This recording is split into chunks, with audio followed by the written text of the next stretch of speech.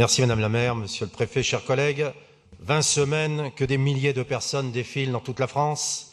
20 semaines au cours desquelles le gouvernement, après une longue période où la surdité le disputait à l'arrogance, s'est senti dans l'obligation de répondre en annonçant un certain nombre de mesures le 10 décembre dernier qui, précisons-le, épargnent le grand patronat et le capital, mais sollicitent l'impôt et la sécurité sociale. Puis l'organisation d'un débat national voulu par le président qui a attiré des dizaines de milliers de personnes qui ont fait des propositions, sans tenir compte d'ailleurs du cadrage voulu par le président Macron lui-même dans sa lettre aux Français. Pourtant, une majorité de Français continue de douter de la volonté présidentielle de répondre à leurs revendications de justice sociale, de pouvoir d'achat et de justice fiscale, tant il apparaît que l'amateurisme du gouvernement le dispute à une certaine incompétence, teintée trop souvent d'un mépris de classe. Car pendant ce temps-là, les réformes continuent. Privatisation d'aéroports de Paris, nouveau scandale d'État, contrôle accru des chômeurs, réforme de la santé, réforme de la fonction publique, aucune de ces soi-disant réformes ne va dans le sens des revendications portées. Les services publics de proximité ferment, en province, mais aussi à Paris. Les bureaux de poste, les boutiques SNCF, les agences EDF et de la CAF, les hôpitaux de proximité. Alors que les Gilets jaunes, comme des organisations syndicales et des élus locaux, revendiquent le maintien, le retour des services publics de qualité et de proximité. Le président Macron est passé maître dans la stratégie d'enfumage, et ce, en même temps. Il faut que l'impression de changement de ton et de politique garantisse que les intérêts de ceux qu'il défend ne soient pas touchés. Bref, que les riches restent riches, voire s'enrichissent encore plus, et que les autres se serrent la ceinture.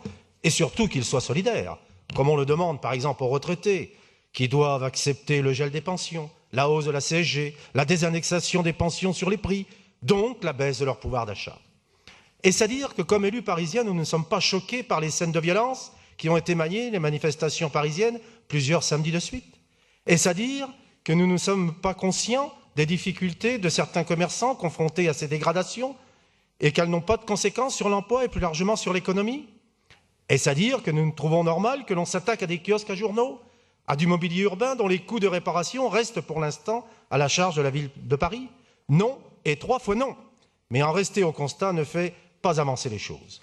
La radicalisation des mouvements de protestation est d'une certaine façon également proportionnée à la volonté du gouvernement d'utiliser une technique bien connue, à savoir le pourrissement du mouvement, aux fins de diviser l'opinion publique, qui, malgré tout, soutient les revendications portées par les Gilets jaunes, mais n'accepte pas les exactions commises par des casseurs, souvent professionnels.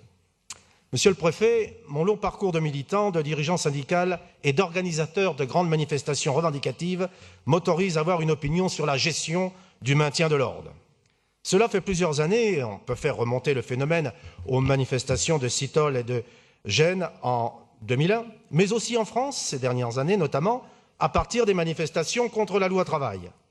Des éléments extrémistes, connus de longue date des autorités de police, se glissent ou plus exactement se collent aux manifestations, s'intéressant peu aux revendications portées par les manifestants pacifiques, en profitent pour s'attaquer aux forces de l'ordre et aux biens publics et privés. Si ce phénomène n'était apparu que depuis l'émergence des mobilisations des Gilets jaunes, nous pourrions croire à un phénomène passager. Mais il n'en est rien. Rappelons-nous, par exemple, des exactions devant un hôpital il y a quelques années par des délinquants qui avaient usurpé des badges syndicaux afin de faire porter la responsabilité des dégradations aux organisations syndicales. C'était au moment de la contestation de la loi El Khomri.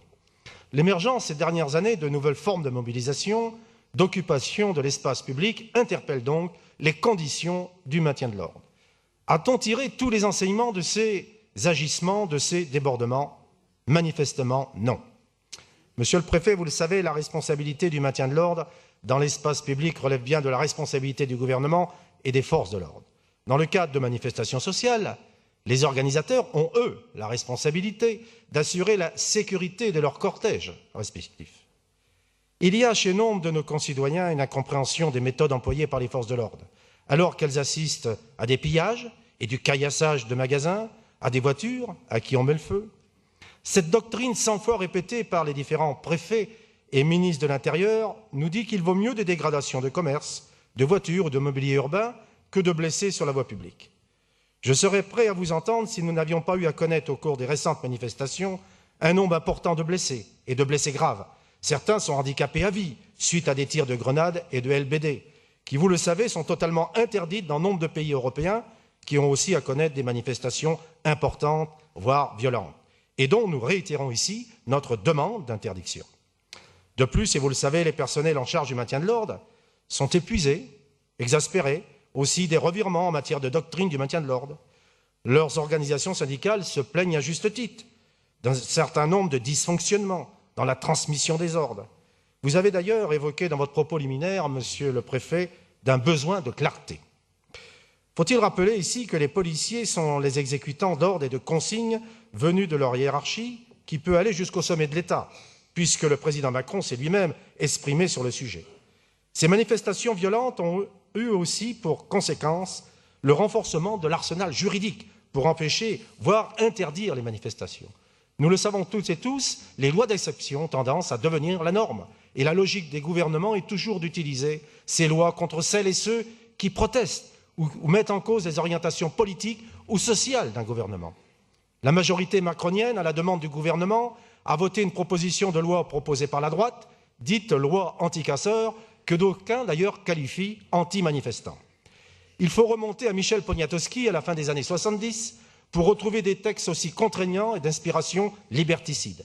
Même si le président répète à l'envi, y compris devant les écoles, les élèves de l'école primaire, que le droit de manifester est constitutionnel, il ne cesse de l'encadrer et de le limiter parce que quelques centaines de provocateurs, de casseurs, détournent cet acquis démocratique.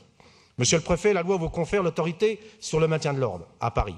Votre arrivée a été annoncée comme la fin du laxisme ou des hésitations de votre prédécesseur en matière de stratégie de maintien de l'ordre.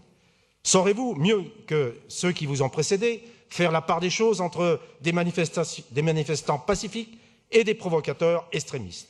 Je ne le sais pas, mais nous jugerons sur pièce. Mais aucune politique ultra-répressive ne peut être la solution s'il n'y a pas de réponse politique et sociale forte aux attentes des manifestants et plus largement de nos concitoyens. Vous n'avez pas ce pouvoir et nous vous le demandons pas. C'est au Président, au Premier ministre et à son gouvernement de répondre. Je vous remercie. Merci à vous, Monsieur Leurès. Monsieur Dubuis pour le groupe PPCI. Oui, merci.